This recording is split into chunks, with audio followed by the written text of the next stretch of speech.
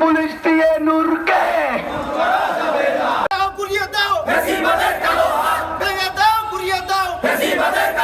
নূরের উপর হামলা কেন? ভাষা শিখিয়েছে আমাদেরকে, ফ্যাসিবাদ থেকে মুক্ত করার ভাষা শিখিয়েছে, আমাদেরকে সাহস দিয়েছে। যে ভিপি নূর হক নূর দেশকে স্বাধীনতার 90% আগায় দিতেছে, আজকে তাকে পরিকল্পিতভাবে তাকে দেশ থেকে সরিয়ে দেওয়ার জন্য যে রয়্যাল এজেন্টরা কাজ করিতে আছে তাদেরকে আমরা বলবো আপনারা সতর্ক হয়ে যান।